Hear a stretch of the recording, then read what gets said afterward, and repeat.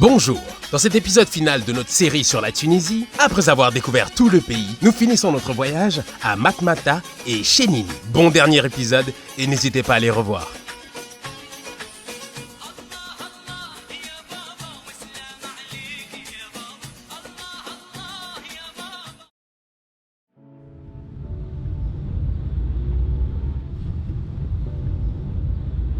Regardez, donc ici, on n'a pas de dos d'âne, mais on a des dos de dromadaire, hein, presque partout dans la Tunisie. Regardez, hein, la hauteur. Hein.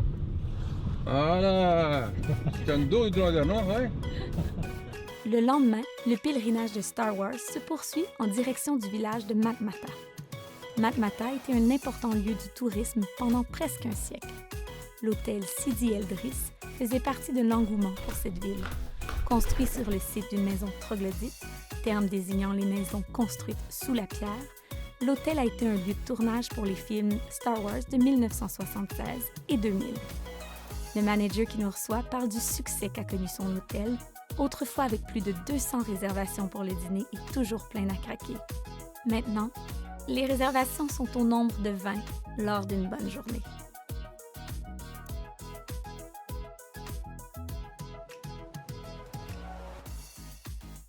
Super bien ici comparativement à plein d'autres places en Tunisie en ce moment, dans cette période-là de l'année. Température de la soleil, Ouais, de 40 jusqu'à 46. Ici, ouais. c'est glace. Quand tu es resté ici, il y a une bouteille d'eau.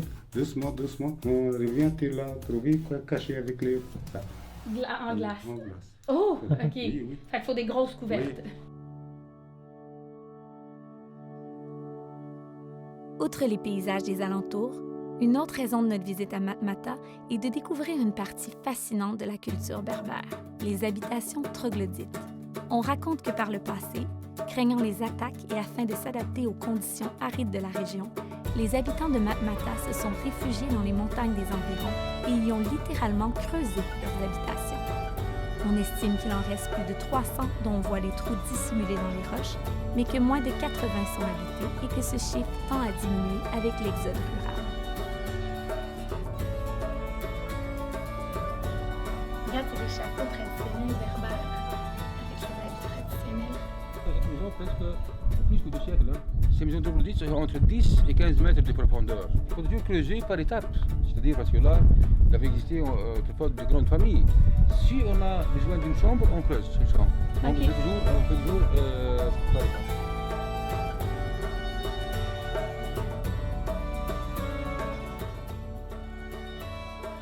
C'est super beau. Comment on dit c'est très beau chez vous?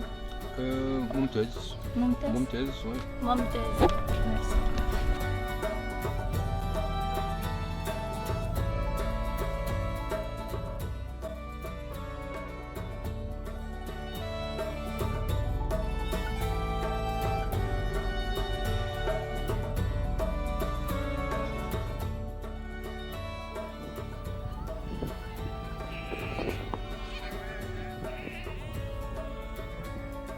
En poursuivant la route plus au sud, nous avons notre première expérience d'hébergement troglodyte dans l'hôtel Kenza. Notre arrivée se fait de soir. Construit en 2007 à partir d'hébergements troglodytes de la région, l'hôtel a comme vocation d'offrir des emplois et garder les habitants dans le village dans un cadre qui respecte les traditions et l'écologie de Chénini.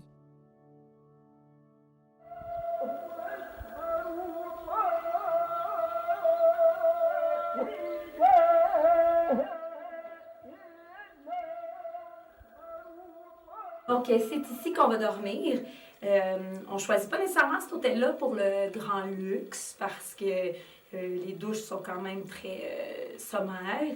Mais en même temps, c'est surprenant à quel point c'est confortable, à quel point on respire bien, à quel point il y a de l'espace. Puis aussi, en voyage, on est ici pour vivre une expérience. Donc ça, c'est une expérience. L'hôtel existe depuis environ une dizaine d'années. C'est des anciennes maisons des habitants qui ont été rachetées et converties en chambres d'hôtel. Donc, on est dans des vraies demeures troglodytes qui ont été, donc des trous qui ont été creusés à même la montagne, comme vous pouvez voir de l'extérieur. Donc, c'est surprenant quand on rentre. C'est vraiment plus grand qu'on pensait. On est bien. Puis, on s'en reparlera demain matin. Peut-être que je vous dirai pas la même chose après une nuit, mais bon, on verra. Donc, le bilan de la nuit est mitigé. Pour ma part, j'y ai très bien dormi dans le silence le plus total, mais pour mon compagnon de voyage, l'expérience a été tout autre.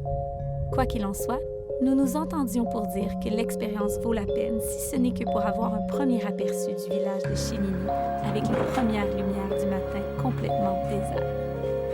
La découverte de Chénini est époustouflante, car dans ce village, ce n'est pas seulement quelques maisons qui sont troglodytes, mais bien le village entier. Construit à plus de 500 mètres d'altitude, cet endroit a été choisi pour le protéger des envahisseurs. Le village est composé de 3 paliers, le plus haut abandonné et composé d'anciens greniers pour les vivres qui devaient coûte que coûte être protégés du pillage. On date la construction originale du village au 11e siècle et il s'agit aujourd'hui d'un des principaux arrêts dans le circuit des Ksours du sud de la Tunisie. Pour une dernière fois avant le retour, nous reprenons la route pour découvrir une nouvelle région fascinante et importante car elle permet de mieux comprendre l'héritage berbère et arabe de la Tunisie. Ksour signifie fortification en arabe et ce circuit comprend des villages fortifiés en entier comme Chénini et Douiret. Mais lorsque l'on parle de Ksour ou Ksar au singulier, on désigne surtout un ensemble de greniers fortifiés arrangés souvent autour d'une place centrale. Les Ksours sont tous différents les uns des autres. La disposition et le nombre d'étages varient, mais ils ont tous la même fonction, la conservation de la nourriture sèche qui pouvait aller jusqu'à 7 ans et la protection des biens des tribus adverses. On en dénombrait plus de 1500 par le passé, mais il n'en reste aujourd'hui qu'une centaine.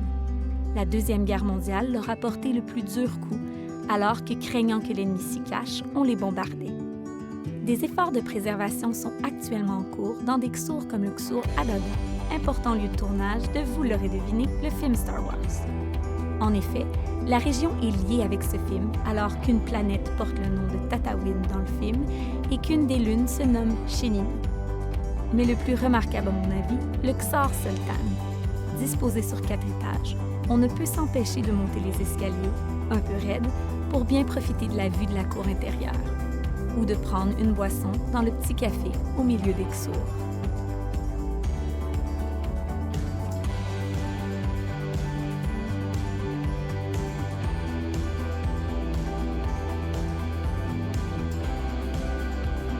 Et c'est dans cette région désertique et loin de toute forme de modernité que s'entreprend le long trajet de retour vers la maison, et je ne peux m'empêcher de faire un bilan de ce voyage.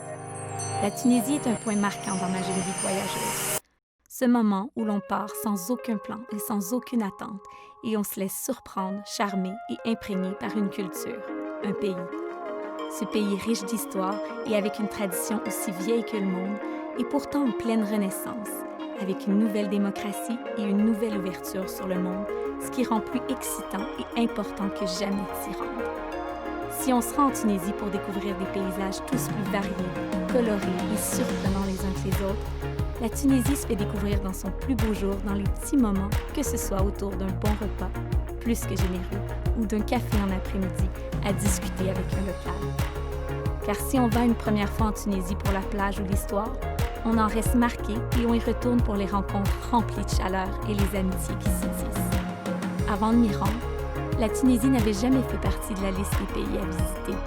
Maintenant que j'y suis allée 2 fois, ce pays fait partie de la liste des pays dans lesquels je retourne.